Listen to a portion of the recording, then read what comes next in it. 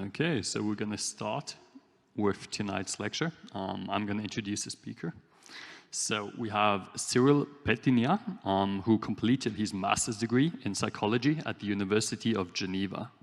Following this, he completed a research internship at the Imperial College London, looking into the effects of DMT on brain entropy. Now back in Geneva, he started his second master degree in neuroscience.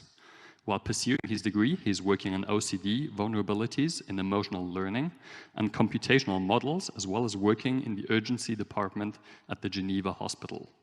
With his degree in neuroscience, he aims at studying the neurobiological effects of psychedelic substances.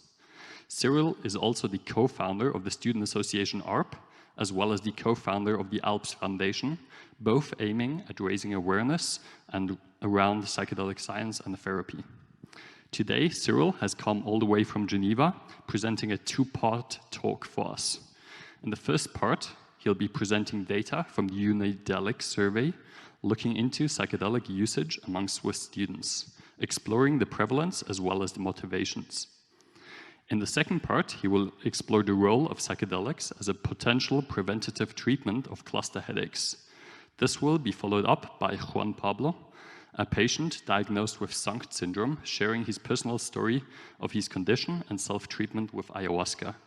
Without further ado, please welcome Cyril Petignat.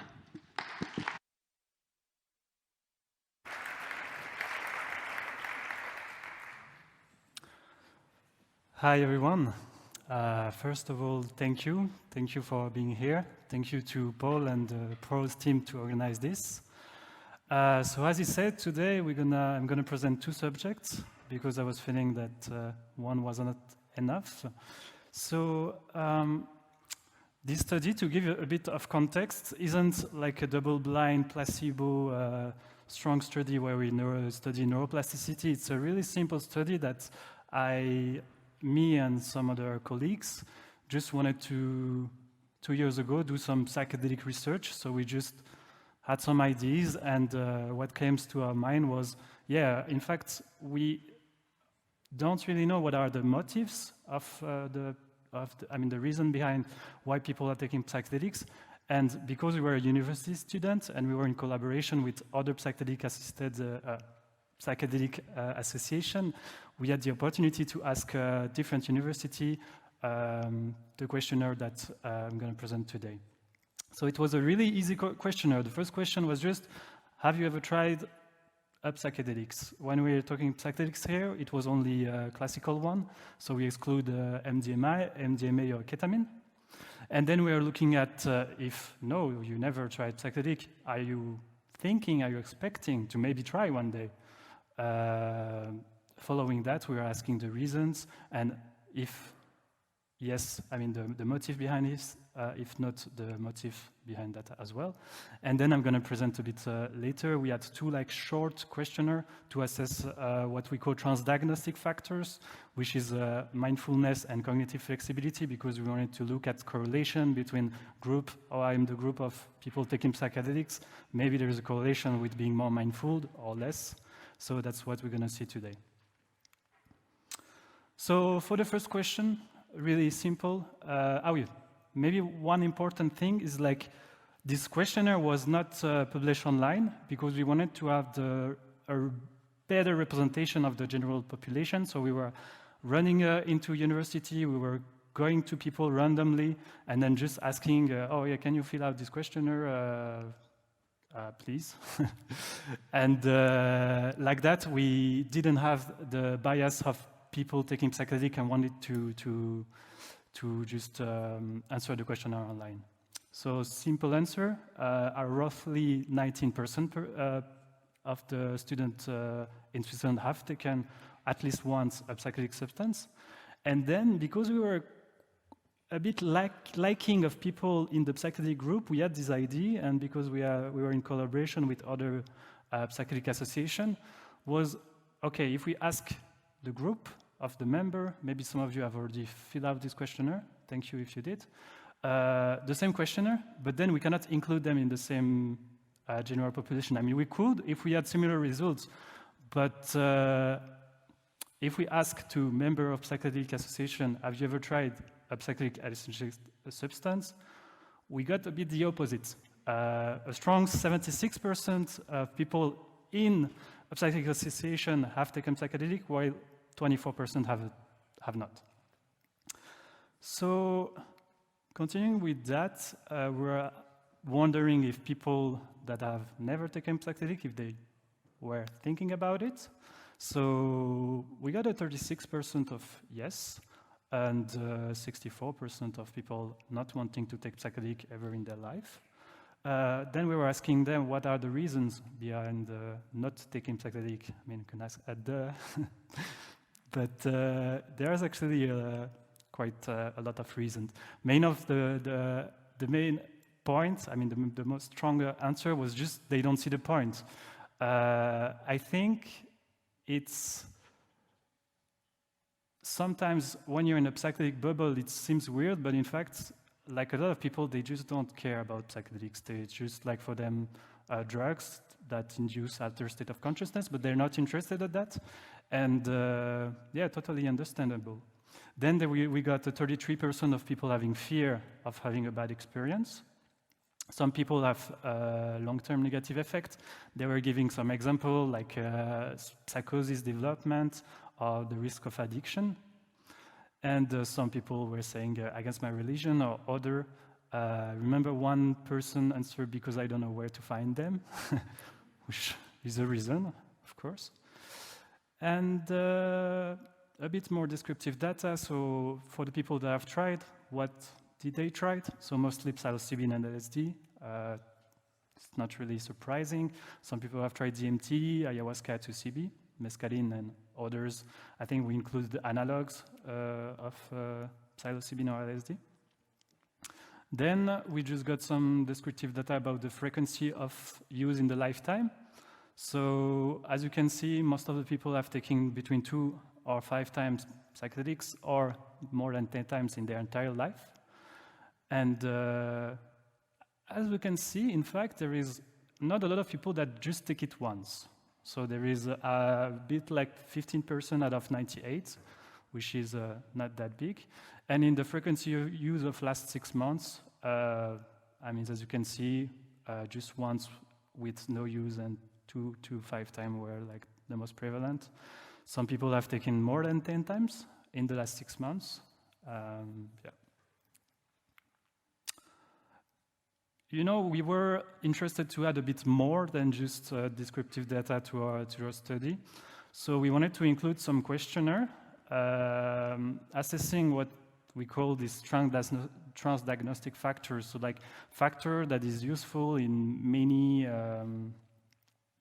facets of our life.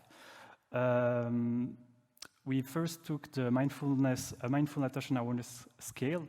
So mindfulness is characterized by a receptive state of mind in which attention informed by a sensitive awareness of what is occurring in the present, simply observe what is taking place. So we chose this one and the second one, which is cognitive flexibility. First, because, I mean, the main point was it was a really short questionnaire. We wanted to have a really short overall questionnaire because we wanted to have people to just be okay to just fill it up. And when you come randomly in the university and you ask them to take 30 minutes of their time for a questionnaire, usually people, they don't respond, or they say yes and they don't finish it.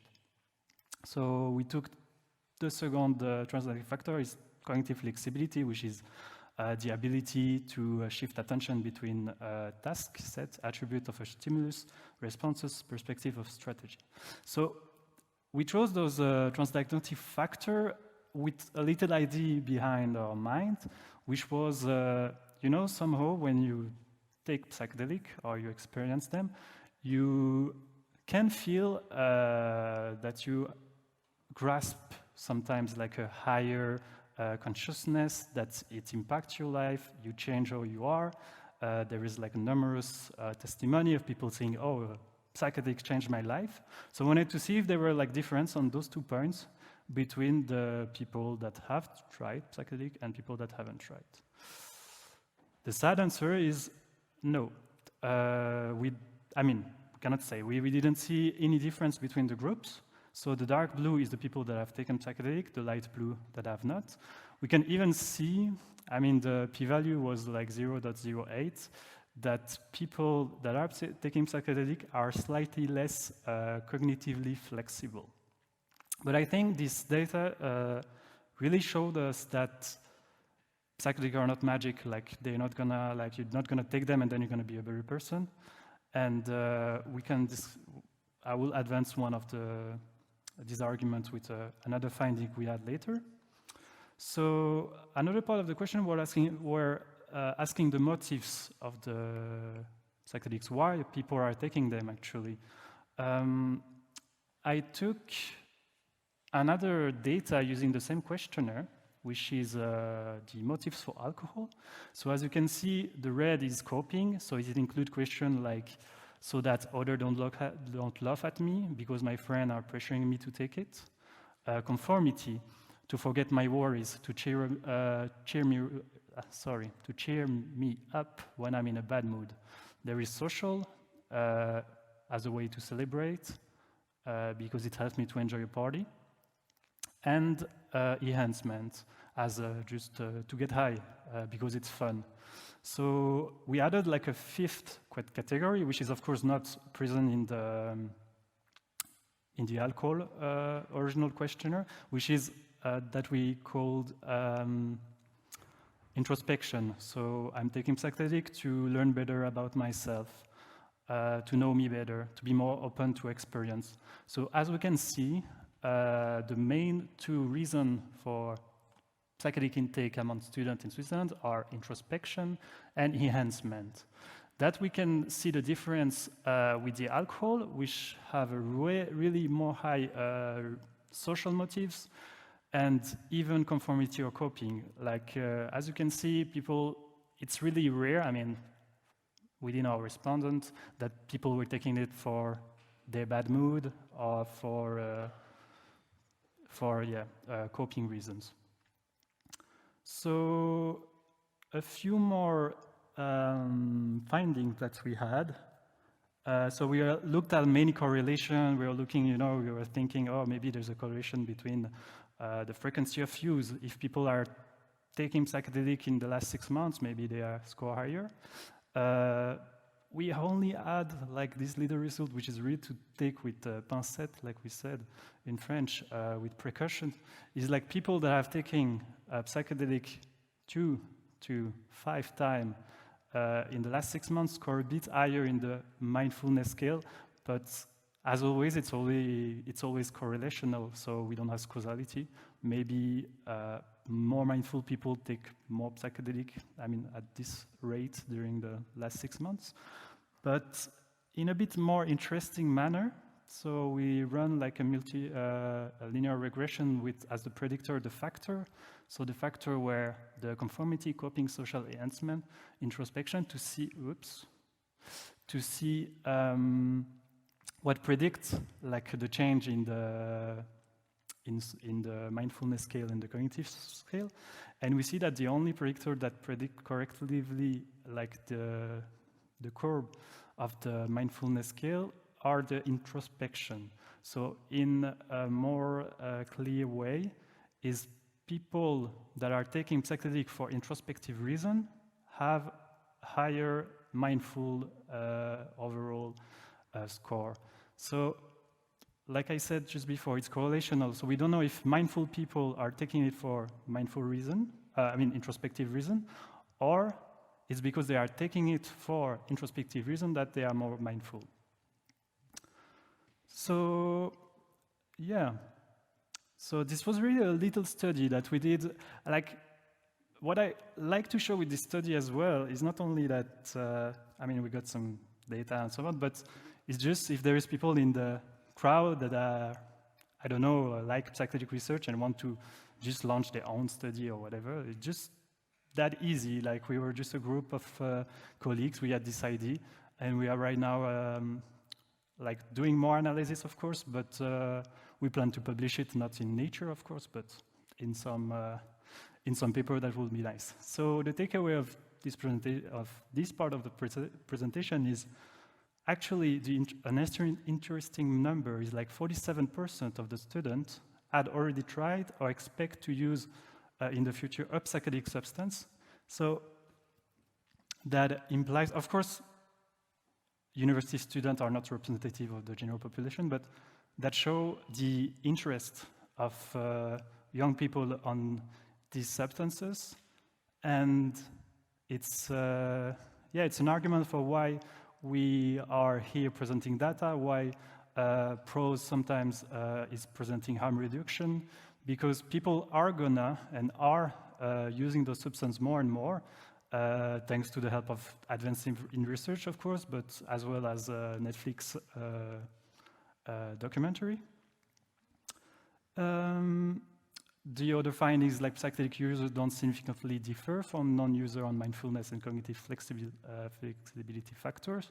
So yeah, it's just a reminder that, I mean, that would have been cool to see a difference, of course, but I think it's just not that powerful, the psychedelic substance. People are taking for a lot of different reasons, even if it's mostly enhancement or introspective, but we can intuitively think, yeah, if I'm taking psychedelic every once in a while because I'm going to rave, or I'm taking once in a while because I want to learn better about myself, there will be different outcome of the experience and what brings the psychedelics. And yeah, I think it's about that for this little research. We just want to thank David, Pablo, Pascal, and all the psychedelic association that actually helped us collecting data. Paul for the translation of the questionnaire in German. And yeah, so that was that for UNIDELIC. So now we are going to talk a bit about more serious stuff, if I may. So yeah, the potential of psychedelics as a preventive treatment for cluster headache and related disease. So cluster headache, I don't know if you ever heard this word, if you have an idea, but it's a kind of headache that is characterized by intense, a short-lived pain in the head and face. It's particularly notorious for its extreme intensity, leading to some people calling it suicide migraine, because of the devastating impact it can have on sufferers' quality of life. So I put there unrelated disease because cluster headache is a type of headache, but this presentation and the testimony that is gonna be at the end are not on cluster headache, but on a different condition called SUNCT, which is a cluster headache-like. But there are other headache that is known to be not treated, but psychedelic can have a positive effect there, for example, trigeminal neuralgia. So this cluster headache, so for just the clarification now, I'm gonna talk mainly about cluster headache because it's the thing that has been the most researched with psychedelics. So it's have a global lifetime prevalence of 1 out of 1,000, so every 1,000 people there is one person with it. There is two forms, so an episodic form where the attacks occur once or several times a day, followed by a period of respite lasting several months or year. And there is a chronic form, so there is an attack every day for years without remission or with remission of less than a month. And the attack can come like at the same time every day, but the frequency may change over time. So some questionnaires have found that 55% of Americans with cluster headaches had suicidal thoughts, and that half of them have demonstrated self-injurious behavior during attacks. It is also known to be sometimes resistant to conventional therapies, so I'm going to present what are the actual medicine available for this kind of condition. And about 20% of the people are treatment resistant to this, to the medicine that we have, not counting psychedelic, of course. So this is an artwork that represents the cluster headache. So I'm just gonna read the little testimony there. If you want to understand what it means to live with cluster headache, imagine that someone is stabbing a knife in your eyes and turning it for hours. Imagine the worst pain, imagine the daily torture, gratuitous, incomprehensible. Imagine yourself suffering alone, terribly. Imagine being a prisoner in a straitjacket of suffering. Imagine the desire to finish with pain and the desire to finish with yourself.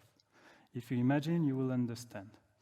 So the cluster headache had not only intense pain, it's come with all the fear that comes with, like, a lot of people develop PTSD about that just because of the experience and then have a really strong anxiety for the next attack. Some people are completely unable to conduct their life, to take care of their children, to just live normally. So in this study, they asked people with cluster headache to rate the pain on a scale of 1 to 10, and to compare them with other painful condition they had. And I mean, yes, it's self-explanatory. So 9.7 on the 10 scale, higher than a gunshot wound, higher than giving birth. Yeah. There are some medicine that work for some people for this condition, but they are not really optimal. I will explain you why. So basically, for the acute, so meaning that when you have an attack, you can use it at the moment. What is really used is oxygen. So when you have the attack, you take the mask, then you breathe your 100% oxygen. It's working, I think, for like 60 to 70% of the people. But you can imagine that you don't always have your oxygen can with you, and it's not really optimal. There is what they call triptan that can be injected or in nasal spray. The problem with triptan is it has some adverse side effects and some toxicity, meaning that you can take them if you have cluster headache once in a while, but if you have like a chronic form, you usually take. You cannot take them because it's, then you reach like too high dose of that, and it's begun to bring more adverse effects than beneficial. The preventive treatment, so in fact, this attack, you're really more looking at preventive treatment because when you're in the attack, okay, you can use the oxygen, but you still feel it. So you will try to get some medicament that's useful on that. So the most used is verapamil, and the second one is lithium. Both of them need regular checkup to the doctor. Verapamil cannot be used for people with cardiac condition. Lithium can be toxic or deadly at higher dose, so you really have to check every time. So, as you can see, there are some treatment that works, and I didn't said all the adverse effect that is bring with that kind of treatment. Like verapamil, you have like a dozen of adverse effects. Same with lithium, where you have headache, not headache, because the goal is to not have that. But you have pain somewhere else or other problem. So in this article, the researcher made the point that we need to find a way of having preventive treatment without strong adverse effects and can be used for most of the people. And here come the classical psychedelics. So when I say classical psychedelic, so it's psychedelic that mainly act on the 5-HT2A receptor. So it's psilocybin, DMT, LSD. I think there is no research with mescaline yet, so I don't know about the phenethylamine, but I know that the tryptamine have some result there. I'm going to show you that now. So yeah, as you can see in this research, it showed a different treatment that exists for the people with cluster-headache, with if they are completely effective, so it prevents all the attacks, moderately, partially, or not effective. And as you can see, the psychedelics are amongst the most effective. Then you can see that there is far less data on it in comparison with the others, so we need more research to demonstrate that it's really working. And what is funny is like what can be the adverse effect of LSD for that kind of condition. It's actually the trip in itself, sometimes, the adverse effects. Because when you are using LSD to treat your cluster-headache condition, you don't want to have a mystical experience. You want to just live without symptoms. So it's a cost to take LSD, to have 6-hour intense trips. Sometimes it can bring good, of course, because often cluster-headache are comorbid with depression or with PTSD, so you can work on both. But I can imagine for some people they would like a substance which work for the condition without the trip in itself. That is actually, there is one research on 2-bromo-LSD, which is an analog of the LSD that is known to not bring the hallucinogenic experience. So here we see one of the goals that could be that new psychedelic compound can be found without psychedelic experience can be used. Sorry, that was in English, but I think you got me. But yeah, what I have did, yeah. What I can imagine is because, so you see LSD, psilocybin are working, so they are working for acute and preventive. So when you take them, if you have an attack, you take them after 20 minutes, 30 minutes, the effect comes down, or then for 2 or 3 weeks, you are relieved of symptoms. But what I can imagine could be in the future one of the best, if it's working, treatment for acute would be DMT. I can imagine DMT pen. I mean, it's not the most effective in that 18 data that they had, but if you have a DMT pen that you can use that bring not a full trip, but a 5-minute experience that just relieve from your symptoms, you can imagine that it can be useful for that kind of condition. So what next? I mean, it's actually promising.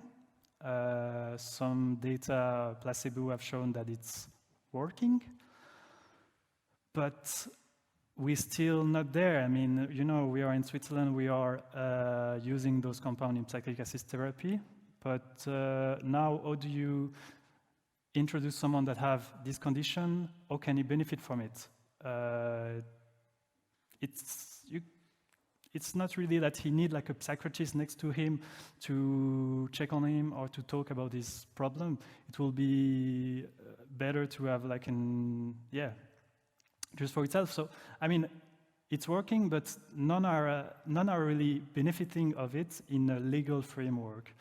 There is numerous study that people with cluster headache self-treat with psychedelics because there's a strong community there because of the shared pain, the shared understanding of what is this condition, that are sharing on the forum that, I've tried psilocybin, it's helping me. But then it has the risk of people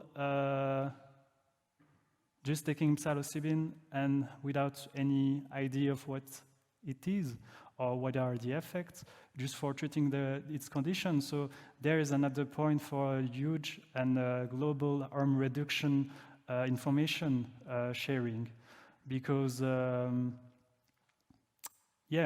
it's working for some people, really promising, but still not in a legal framework. And as you can see, I put just there is ongoing studies not only for cluster headache, but for even episodic migraine. Like migraine is have a prevalence of 1 every 7 persons, so actually if psychedelics work for more than just the cluster headaches, it can be really, really important. And yeah, University of Basel are doing double-blind placebo research on cluster headache and LSD. And we are seeing more and more article or professional working toward this direction. So it's going in the good direction, but we're not there yet, unfortunately. So now, I think it's enough of theory. And I think his explanation and his testimony will worth 1,000 words of mine. So we'd like you to introduce you Juan Pablo, which suffered for SUNG syndrome, which is a cluster headache related condition, and how he treated himself with psychedelics. So a warm welcome to Juan Pablo for being here. Hi everybody, can you hear me? Can you hear me, no? No. Did you press Nobody can hear me now? I think it's not... Try now? Yes? No? It's working now? Yeah. So, what I am about to tell you, it's like a big story, in fact, because it's not easy to live with a case of this. That is excruciating pain. That is not a normal pain. That is normal pain like I broke my foot 2 months ago, and that's the way I walk a little bit strange. But I don't care about this pain. Why not? Because I've been experiencing pain through 4 years. And this pain started 2020. Well, there was the COVID thing going on. I was boss of my own bar. I had a really successful career in marketing and business. Everything was going well. Well, COVID came, then stress started coming. I lost everything. I don't know if it's part of it, it's the why or the reason and the cause of why I collapsed. And the pain that came, I couldn't understand it at the beginning. It was like, what the fuck is this? Sorry, I'm not a formal person, so if somebody doesn't like me to swear, please raise your hand. Thank you, because I'm gonna swear a lot. And the thing that is important to understand here is that at the beginning, I thought that it was something that was coming from the tooth. One tooth pain, you know, like, what is going on there, here? And why it's taking until there, you know, my eye. And first I went to the dentist, no problems. Then I went to the maxillofacial doctors. They told me, hey man, you have maybe to go to neurology. I went to the neurologist, and after many meetings with the neurologist, I went to see the chief of neurology of the CHUV. I don't know if you know what is the CHUV. The CHUV is the most important hospital in Lausanne. I come from there. And instead of telling me like, hey man, we have a big problem, he was happy telling me like, dude, you have a really extreme situation, a really severe situation. And being like happy because I was his first fucking rat of experiments. Because this is a weird situation. Over 10,000 people have this kind of condition. To find it exactly and precisely is really weird. Because sometimes you can have it once in a year, once in 3 years. I have a friend that has that. Or being like me, having 250 attacks, crises a day. And that's not a way of living. So they start treating me, or mistreating me, if you want to tell it better, with many experiments. I was used as a cobaye. How you say cobaye in English? Guinea pig. Like a guinea pig, exactly. I was their guinea pig. I was their only person that they could make experiments and see what was going on and what could help and what couldn't help medically. So first of all, they start with the Botox things, then they started with the occipital nerve blockation, and they will start blocking other parts. And then they couldn't knew what to do, so they start giving me, let's say let's say a fuck ton of opioids. And we're talking with opioids, we're talking about 80 milligrams of OxyContin, 40 milligrams of Oxynorm. Then both are as worse as heroin. So, I was in huge pain. Sorry, get a little bit emotional. I was drugged as fuck, and they were giving me also Temesta. I don't know if you know Temesta and Seresta, because I needed to forget the day before. So they were giving me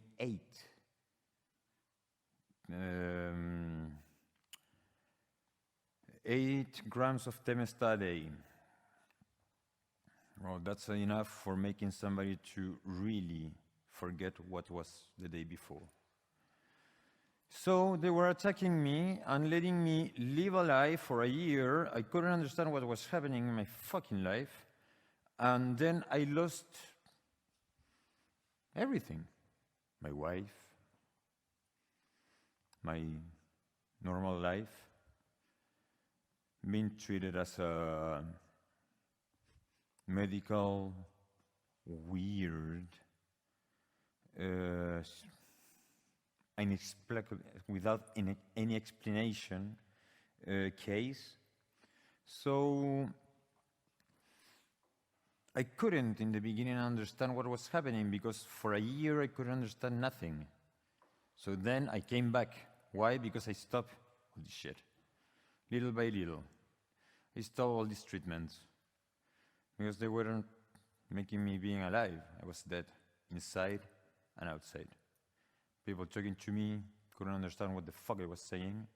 People being with me was like being with an old guy with Alzheimer. It was, that's no way of living.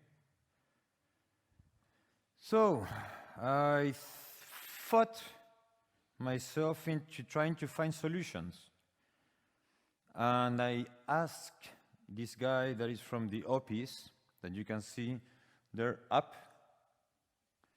There is the Organization of the Prevention of Intense Suffering. And that guy told me, Jonathan Layton, told me to take and try LSD. And I was like, okay, why not? I have tried tons of shit before. Look at me, please. So why not take LSD one time? And let's see what happened. And then, for 10 days, I didn't have any pain for the first time in my fucking life. Sorry, I forgot to say something important. We were 5 people that we were diagnosed with the same symptoms, same disease, same syndrome, at the same time. I am the only one still alive. All the others committed suicide. This is what it's called suicidal headaches. So little by little, we were researching about this LSD thing. And thanks to the ARP, we could make advances. And advancing in what? Advancing in my pain. And in the same time, I am in contact with thousands of people all around the world who are in this same situation with neuropathological diseases and trying to treat them and tell them to be treated with LSD. Microdosing or taking a whole fucking dose. Who cares? If it works, it works. It works with me, it can work with a lot of people. And I took, I don't know if you saw before, all the medication that my friend Cyril was showing you. Yeah, those, all of them, I took them. So I was treated by every one of all those treatments, and none worked. The only thing that worked was ayahuasca, LSD, and psilocybin. And those are the only 3 things that saved my life. That's the way I'm talking to you now. Thank you very much.